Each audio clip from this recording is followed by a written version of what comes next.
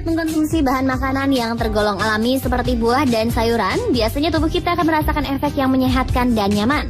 Begitu juga saat proses pengolahannya, kadang kita akan beranggapan tidak perlu melakukan banyak proses dalam mengolahnya. Tentu saja, anggapan tadi tidak salah. Tetapi, kita juga patut mengetahui beberapa prosedur untuk menjaga keamanan kualitas bahan-bahan makanan alami tersebut. Seperti reaksi kimia yang bisa timbul dari bahan tersebut jika kita salah melakukan pengolahan, serta bagian-bagian beracun dalam bahan alami yang seharusnya dibuang sebelum proses memasak untuk menghindari tertelan oleh tubuh. Karena tak semua makanan yang terlihat menyehatkan adalah makanan sehat. Seperti beberapa makanan yang nampak sehat berikut ini, ada beberapa prosedur dan peringatan yang harus Anda ketahui sebelum mengkonsumsi bahan alami yang menyehatkan ini. Karena jika salah mengolah bahan-bahan tersebut justru akan memberikan efek buruk bagi Anda. Seperti apakah proses bagian makanan alami?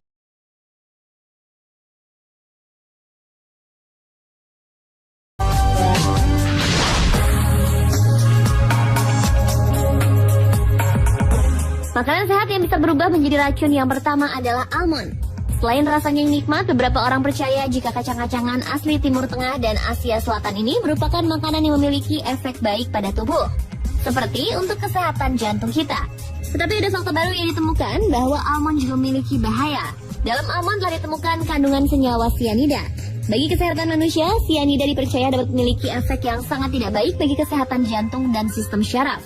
Namun efek buruk sianida ini bisa terjadi jika Anda mengkonsumsi almond tanpa memperhatikan bagaimana cara menghindari sianida tersebut.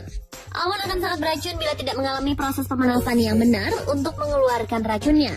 Biasanya sebelum diperjualbelikan di pasar bebas, almond mentah akan melalui proses pemanasan, baik melalui penjemuran, penyiraman, perendaman dengan air panas, ataupun proses pemanasan lainnya.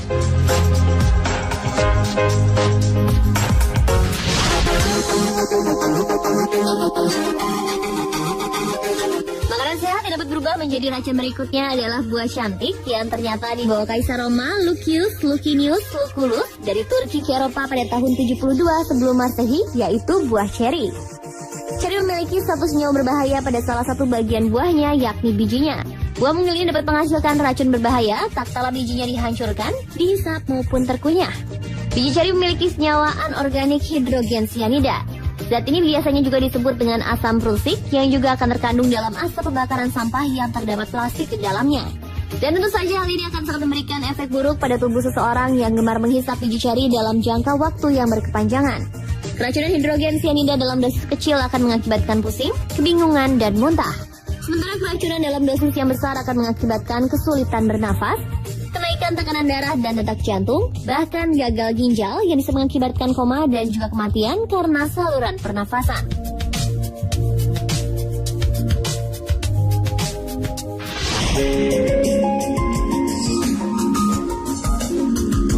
Hingga saat ini apel masih dikategorikan sebagai salah satu makanan sehat dan bergizi bagi tubuh.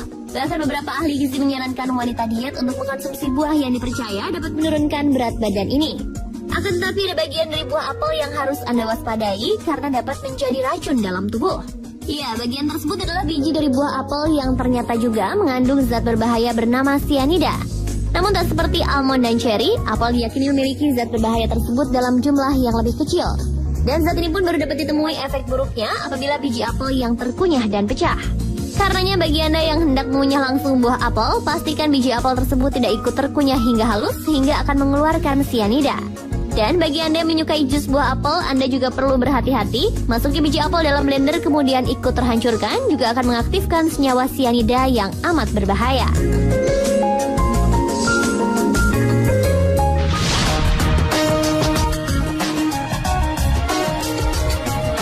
Belum abad ke-16, sayuran ini sangat ditakuti dan tidak ada orang yang berani memakannya karena dianggap beracun.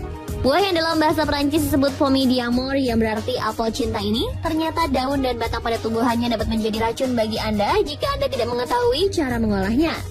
Tomat tumbuh diiringi dengan daun dan batang yang ikut menjuntai kalau sayuran ini mulai mengembang. Tapi nampaknya pada proses pemetikan tomat, daun dan batang tersebut memiliki kemungkinan menempel pada buah lalu ikut terkonsumsi. Pasalnya, walau dapat juga dijadikan sebagai bahan masakan, daun dan batang tomat terbukti mengandung zat berbahaya yakni glycoalkaloid. Glycoalkaloid ini adalah racun yang kuat, bahkan saking kuatnya glycoalkaloid juga digunakan untuk mengontrol pes. Selain itu, glycoalkaloid sendiri merupakan zat yang mengandung kadar gula dan alkaloid, sehingga dapat menyebabkan kegugupan dan gangguan pada perut. Jadi saat menyajikan tomat sebagai hiasan makanan, ada baiknya daun dan batang pada tomat kita sisihkan agar tak terkena zat berbahaya yang dapat memberikan efek buruk tersebut.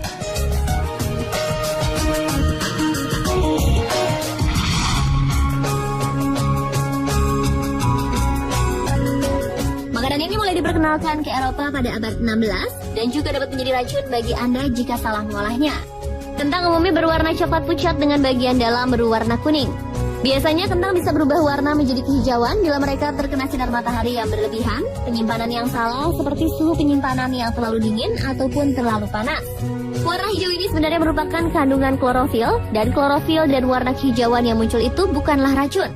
Warna hijau hanya menjadi indikasi bahwa kentang terpapar cahaya atau penyimpanan yang kurang baik. Namun apabila kentang terkena cahaya yang terlalu banyak, maka ia akan memproduksi sebuah zat yang bernama solanin. Konsumsi solanin dalam jumlah yang tinggi bisa menyebabkan berbagai penyakit seperti diare, keracunan makanan, sakit kepala, hingga mual dan muntah. Pemirsa, itulah tadi beberapa makanan sehat yang bisa menjadi racun bagi manusia bila diolah dengan cara yang tidak tepat. Semoga informasi tadi bermanfaat bagi kita semua.